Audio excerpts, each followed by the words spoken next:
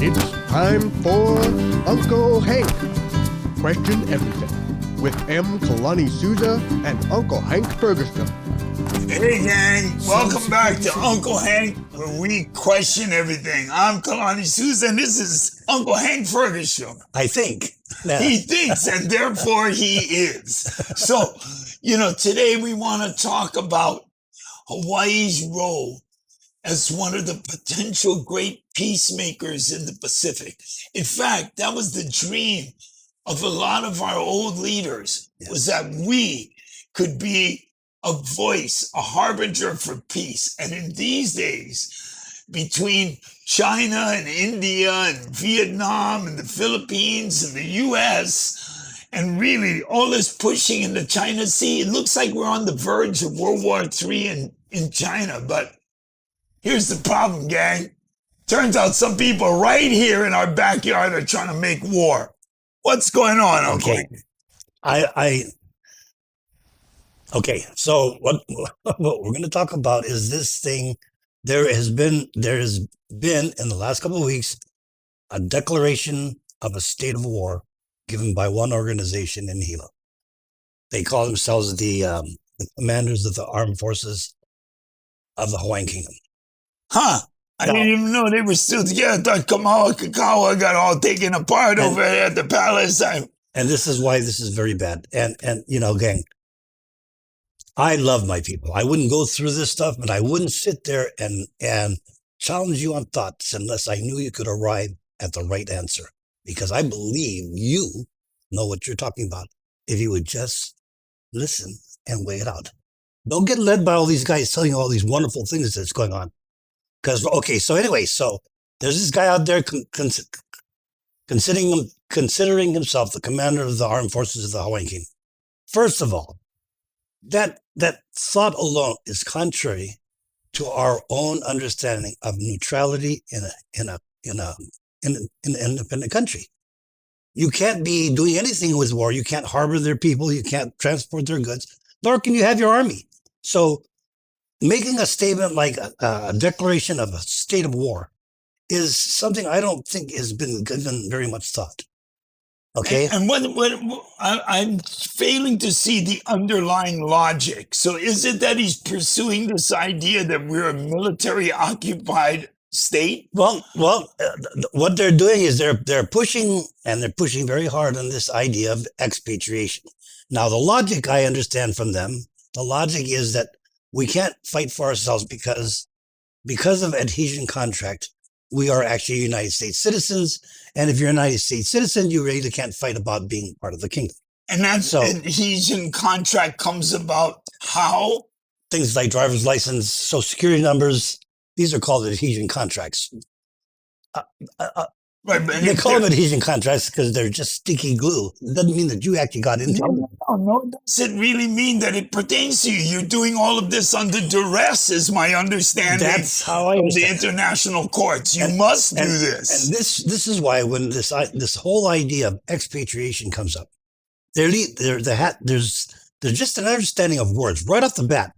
Expatriate means you are ex. So you were once a patriot. So you were saying, I'm acknowledging I was once a patriot, and now I don't want to be. Were you ever a patriot? Of the United States? Did anybody ever give you a contract to sign up with the United States? Or were you one of us who just got adopted by them when they pulled the 1959 Statehood Act off?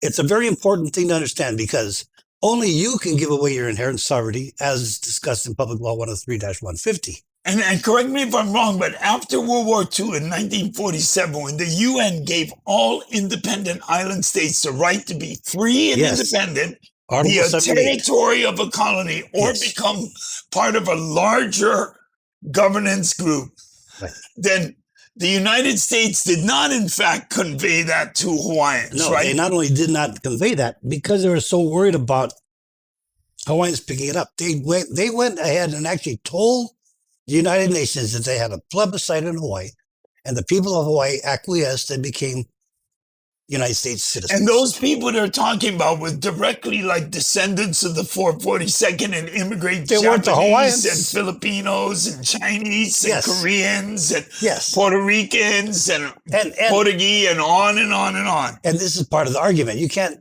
just say you want to be American or you don't.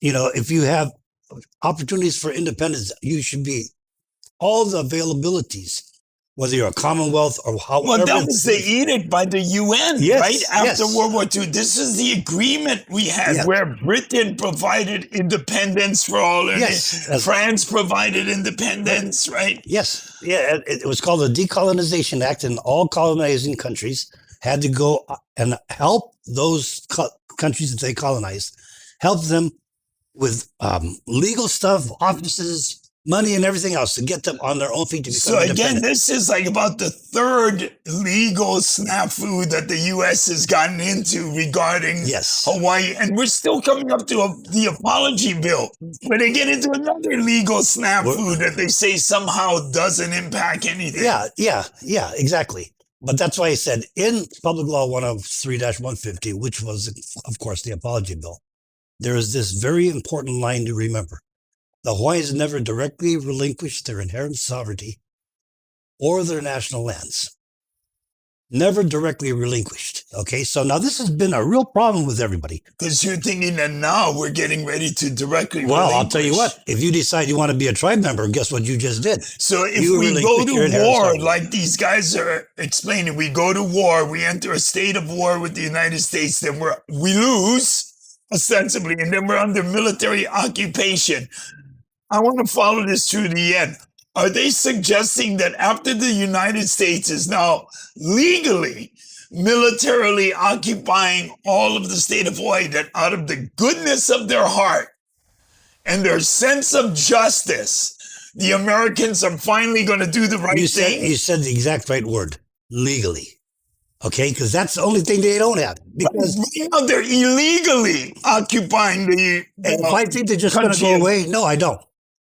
However, we do know it's illegal, and we will proceed and prove it. See, the way I got But it if you is give it up, they got caught with mud on their face. They got caught with their little tallywhackers in the door, right? They're actually caught time and time again being illegal, being in fact the criminal entity that a lot of us suspect the United States corporations are. exactly. And Right? So if we have a trick now, and this is what is occurring, why would I want to give up my sovereignty to do well, this? see, the important part I'm trying to make about this expatriation stuff, yeah. Not only, first of all, are you identifying, acknowledging that you were in fact a patriot, and now you are an expatriate. What I'm saying to you is, when you expatriate yourself and you're no longer part of the United States, by what laws are you going to be using to fight for your lands? Where are the rights you think that you're standing up on? If the Hawaiian Kingdom is not recognized, which it isn't, and it's not going to be anytime soon in its fullest, what are you going to work on? So what I'm trying to say to you is, you may want to expatriate in the worst way, but don't shoot yourself in the foot to spite your face. This is so confusing, Uncle Hank. If we're not recognized, how can we become expatriates? If we're not recognized, how can there be a Department of Hawaiian Homelands? If we're not recognized, why is there Hawaiians and even the state of Hawaii? And this is why it's very, very troubling. Very, very troubling.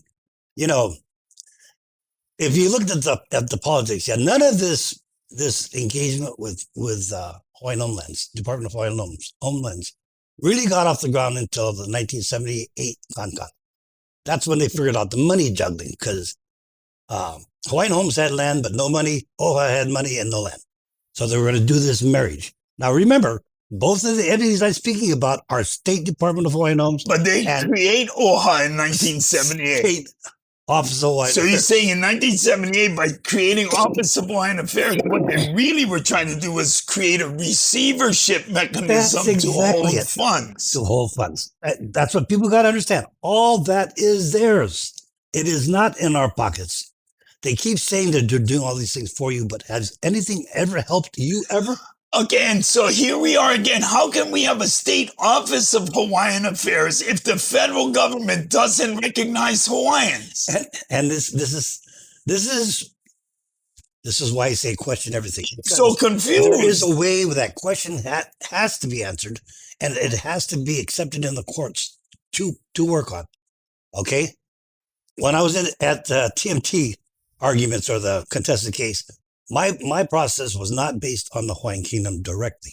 Mine was on a little simpler thing that they could absorb, and that's fraudulent conversion or illegal land transfers. Well, illegal land transfers, fraudulent conversion. Sounds like that would all qualify for what the UN and UNESCO considers unjust gain. Yes, that's what I'm trying to say. So what I'm trying to say is there's so many things going on that are really done to help you. Like Kalani was just saying, Harvard Review just came out with an extraordinary article on unjust compensation. How they're even using TMT as an example, but how the state of Hawaii has been leasing out all these Hawaiian lands to private corporations who make millions and millions of dollars, and we don't get any of it. This is not done by mistake. Okay, this is done because you are not supposed to move ahead.